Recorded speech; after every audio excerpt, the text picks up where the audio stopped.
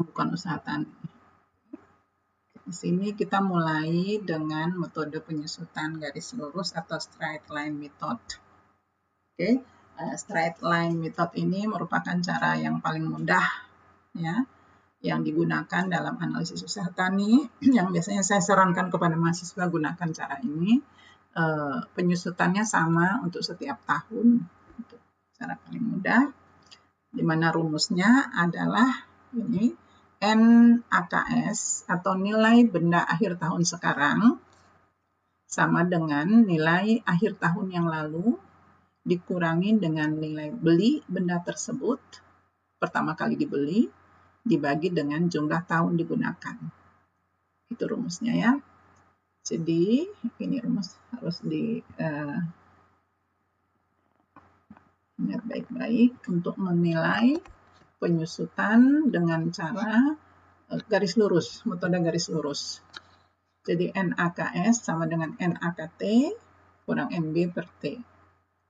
Di mana NAKS itu adalah nilai benda akhir tahun sekarang, NAKT adalah nilai benda akhir tahun yang lalu, sedangkan NB adalah nilai beli benda tersebut pertama kali dibeli berapa harganya. T adalah jumlah tahun yang digunakan. Sudah berapa tahun benda tersebut digunakan.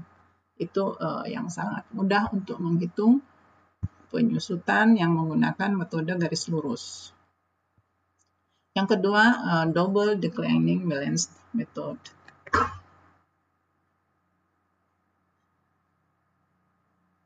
Ini biasanya digunakan untuk benda yang nilai ekonomi lebih dari 5 tahun. Ingat ya, ini untuk benda yang nilai ekonominya lebih dari 5 tahun. Oke, benda nilai ekonomi lebih dari 5 tahun ini apa ya? Bangunan permanen yang nilai ekonomi lebih dari 5 tahun. Itu contoh bangunan permanen. Kalau bangunan permanen memang lebih dari 5 tahun. Situ ya. Cara menilainya adalah dengan rumus NAKS sama dengan NAKT kurang X. X itu adalah dasar presentasi penyusutan. Tahun pertama misalnya 5%, tahun kedua 6%, tahun ketiga 7%, dan seterusnya. Gitu ya. Dikali dengan nilai benda akhir tahun yang lalu. Itu untuk benda-benda ekonomi yang umur ekonominya lebih dari 5 tahun. Contoh yang umur ekonomi lebih dari 5 tahun itu contohnya bangunan. Oke. Bangunan yang permanen ya. Oke. Nah, mari kita lanjutkan ke pembukuan usaha tani. Bagaimana melakukan inventarisasi dan penyusunan neraca usaha yang dapat menggambarkan kedudukan kekayaan dan modal usaha tani yang bersangkutan pada waktu tertentu. Jadi kegiatannya adalah menghitung. Menghitung apa? Status, sifat, dan fungsi. Itu menghitung. Sini ya.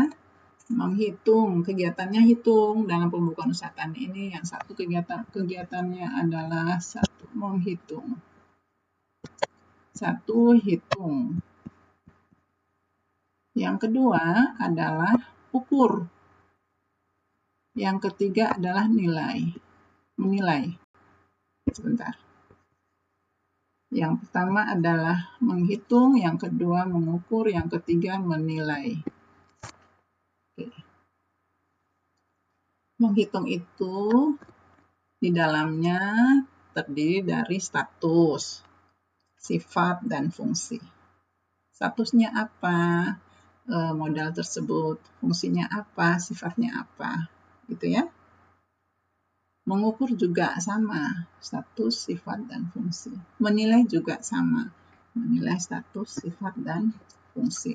Dari semua kekayaan dan modal usaha tani. Oke, jadi kegiatannya 3 ya, menghitung, mengukur, menilai dalam pembukuan usaha tani. Mengenai pembukuan itu ada kaitannya dengan kuliah akuntansi. Oke. Mudah-mudahan kalian sudah mengambil mata kuliah akuntansi. baik itu dasar akuntansi atau akuntansi biaya, sehingga kalian bisa lebih mudah ya melakukan pembukuan untuk usaha tani. Oke. Nah, pembukuan ini biasanya dilakukan 2 kali dalam 1 tahun, yaitu pada awal tahun dan pada akhir tahun. Ingat ya, ini pembukuan dilakukan 2 kali, awal tahun dan akhir tahun. Kalau kalian belajar akuntansi begitu ya. Oke. Nah, macam pembukuannya apa nih? Ada neraca. Belajar neraca agak rumit ya. Ada neraca, ada catatan penerimaan, ada catatan pengeluaran. Neraca atau biasa disebut balance sheet itu di mata kuliah akuntansi. Nah, itu akuntansi biaya atau itu dasar-dasar akuntansi yang belajar membuat neraca. Ada pasifa dan aktiva. Ada debit dan kredit, biasanya gitu ya. Harus balance, seimbang antara aktiva dan pasifa, itu neraca. Kemudian catatan penerimaan juga ada di situ, di dalam sebenarnya dalam membuat laporan pembukuan itu ada neraca, ada catatan penerimaan, ada catatan pengeluaran, sehingga nanti dapat dilakukan penghitungan laba rugi dari suatu usaha, yaitu usaha tani. Nah, ini neraca, macam-macam neraca. Sebenarnya apa itu neraca? Neraca itu menggambarkan kedudukan keuangan dan pemodalan ya, satu usaha pada satu waktu tertentu. Jadi kalau mau melihat kedudukan keuangan dan kedudukan permodalan suatu usaha dapat dilihat melalui neraca. Karena neraca itu merupakan laporan keuangan dari satu usaha, baik itu usaha tani maupun non-usaha tani. Biasanya dilakukan pada awal tahun kalender, ya 1 Januari mulai diisi.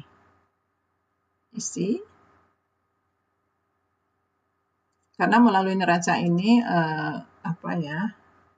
bonafinitas atau keberhasilan suatu usaha dapat dinilai melalui neraca. Ingat ya, neraca ini sangat penting. Jadi menggambarkan kedudukan keuangan. Kedudukan keuangan ini ya, kedudukan keuangan. Kemudian dilakukan pada awal tahun. Oke. Dan melalui neraca kemajuan dan bonafinitas suatu usaha dapat dinilai. Oke. Penting suatu neraca. Neraca ya, kan ada 3 tadi yang akan kita bahas. Neraca, catatan penerimaan, dan catatan pengeluaran. Ini nih neraca. Oke, ini kita membahas mengenai neraca. Oke. Sekarang kita ke catatan penerimaan. Nih, catatan penerimaan.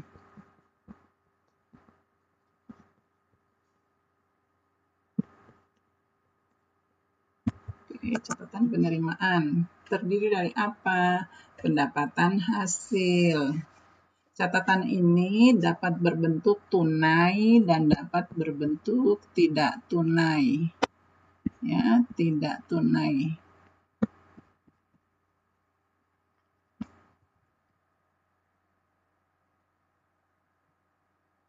Bisa dibuat jadi satu dengan catatan pengeluaran, bisa dibuat juga terpisah.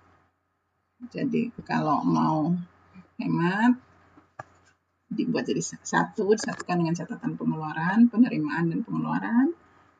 Tapi bisa juga dipisah, penerimaan sendiri, pengeluaran sendiri. Bisa dilakukan dalam bentuk tunai ya, dan tidak tunai. Jadi yang dicatat tidak tunai juga tetap dicatat. Terdiri dari apa? Terdiri dari ini, pendapatan hasil. Oke, pendapatan hasil itu masuk dalam catatan penerimaan. Ya, menyewakan masuk dalam catatan penerimaan. Penjualan produk juga masuk dalam catatan penerimaan. Subsidi pemerintah masuk catatan penerimaan. Penambahan nilai inventaris masuk dalam catatan penerimaan. nilai hasil yang dikonsumsi keluarga masuk dalam catatan penerimaan. Saya mulai dari pendapatan hasil. Pendapatan hasil itu apa? Pendapatan hasil itu adalah hasil produksi yang dijual. Jadi pendapatan hasil sama dengan produksi dikali harga jual. Ini adalah pendapatan hasil.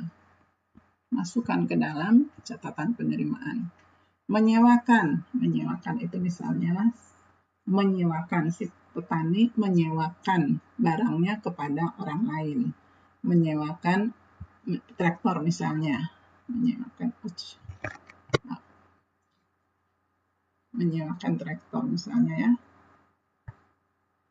Menyewakan traktor. Nah, traktor yang disewakan oleh si petani, uang hasil sewa itu dimasukkan ke dalam catatan penerimaan. Oke, penjualan produk sama ya, menjual produk. Pendapatan hasil di sini. Ini kalau pendapatan hasil ditambah dikurangi dengan biaya produksi, sedangkan penjualan produk ini di sini produk kali harga jual saja. Ini ya. Oke, satu. Bentar. Keliru nih garisnya. Oke. Menyewakan di sini, kemudian ini penjualan produk. Oke. Subsidi pemerintah, jelas ya. Subsidi pemerintah masuk dalam catatan penerimaan. Penambahan nilai inventaris. Nah, penambahan nilai inventaris ini masuk ke dalam catatan penerimaan. Misalnya apa? Penambahan nilai inventaris ini, misalnya seorang petani mempunyai alat pertanian yang umur ekonominya 2 tahun. Tetapi karena petani tersebut pandai merawat alat tersebut, maka alat tersebut sampai sudah melewati 2 tahun masih bisa digunakan dengan baik.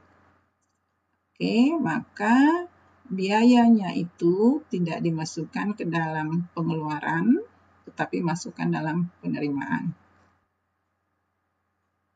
Oke, gitu ya. Itu mengenai penambahan nilai inventaris. Kemudian nilai hasil yang dikonsumsi keluarga. Ya, kita nilai misalnya panen, sebagian panen dikonsumsi oleh keluarga, konsumsi keluarga, misalnya 50 kilo, oke, padi. Nah, kita masukkan ke dalam catatan penerimaan. Jadi dikonsumsi keluarga 50 kg. Begitu, jangan diabaikan. Masukkan semua aja ke dalam catatan penerimaan. Oke, itu catatan penerimaannya. Saya ulang sekali lagi, catatan penerimaan terdiri dari satu pendapatan hasil. Pendapatan hasil itu produksinya dikali harga jual dikurangi biaya produksi. Pendapatan dari hasilnya berapa? Kemudian dari menyewakan alat. Bisa menyewakan traktor, bisa juga menyewakan kerbau untuk bajak sawah, bisa ya. Kemudian yang berikut adalah penjualan, hasil penjualan. Kemudian subsidi pemerintah, jelas subsidi pemerintah masukkan ke dalam catatan penerimaan. Kemudian penambahan nilai inventaris juga masukkan ke dalam catatan penerimaan. Kemudian nilai hasil yang dikonsumsi juga masukkan ke dalam catatan penerimaan. Baik, itu catatan penerimaan tadi ya. Yang berikut catatan pengeluaran. Jadi catatan penerimaan dan catatan pengeluaran ini bisa dilakukan dalam satu laporan, bisa dilakukan dalam laporan terpisah. Nah, catatan pengeluaran ini bisa berbentuk tunai dan juga berbentuk tidak tunai. Oke, bentuknya 1 tunai dan 2 bisa tidak tunai. Sama dengan tadi catatan penerimaan, bisa berbentuk tunai dan bisa berbentuk tidak tunai. Meliputi apa saja catatan pengeluaran itu? Yang pertama, upah buruh. Oke, dicatat upah buruh berapa. buruh untuk olah lahan, buruh untuk tanam, buruh untuk panen, semua dicatat. Nanti ada rinciannya. Kemudian pengeluaran berikut, pembelian bahan bakar. Jelas ya, kalau pembelian bahan bakar, udah jelas. Beli bahan bakar, bahan-bahan, baik itu bahan bakar, baik itu bahan-bahan lain, misalnya pupuk, obat-obatan, alat-alat pertanian, itu semua pengeluaran. Masuk. Bahan bakar, masuk ya. Ongkos angkut, nah, kalau menggunakan ongkos angkut juga dicantumkan di situ. Perbaikan dan sewa alat produksi, jelas ya. Kalau kita menyewa, kalau tadi yang disewakan sekarang adalah kalau sewa alat produksi atau perbaikan alat produksi. Misalnya mesin traktornya rusak, kemudian diservis, membutuhkan biaya, masukkan ke dalam pengeluaran. Atau tidak mempunyai traktor, menyewa traktor dari orang lain, masukkanlah dalam catatan pengeluaran. Pajak ini biasanya pajak bumi dan bangunan, ya, PBB masuk dalam pengeluaran. Bisa selain pajak bumi dan bangunan juga ada ini biaya irigasi. Biaya irigasi masuk dalam sini ya, pungutan wajib. Nah, biaya irigasi masuk situ. Bunga pinjaman ini kalau modalnya pinjam di bank, ya. Bunga pinjaman ini kalau modalnya pinjam di bank. Atau ada juga yang memberikan pinjaman secara tidak resmi atau pelepas uang. Ada ya, rentenir di desa-desa ada. Pengurangan nilai inventaris. Nah, kalau pengurangan nilai inventaris masuk dalam pengeluaran.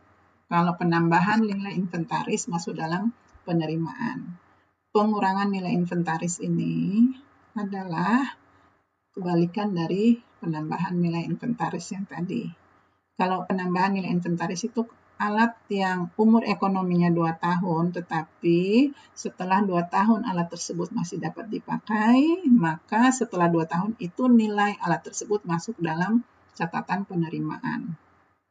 Nah, kebalikannya untuk pengurangan nilai inventaris adalah apabila alat tersebut belum cukup usia 2 tahun, tetapi sudah butuh perawatan, sudah rusak, harus diservis, makanya biaya servis atau biaya perbaikan itu dimasukkan ke dalam catatan pengeluaran. Kemudian penggunaan tenaga kerja keluarga yang tidak tunai masuk juga. Tenaga kerja keluarga. Ingat ya, tenaga kerja keluarga sering tidak dimasukkan tenaga kerja keluarga ini dalam catatan pengeluaran. Dipikir, tenaga kerja dalam keluarga nggak usah dibayar, nggak usah dihitung. Padahal dalam satu catatan keuangan, catatan pelaporan pengeluaran, tenaga kerja keluarga juga harus dicatat. Dalam catatannya berupa tidak tunai. Jadi menggunakan tenaga kerja keluarga berapa orang, berapa hari untuk satu proses produksi. Oke. Baik, itu bagian 2 dari usaha tani. Nanti kita lanjutkan lagi ke part ketiga ya.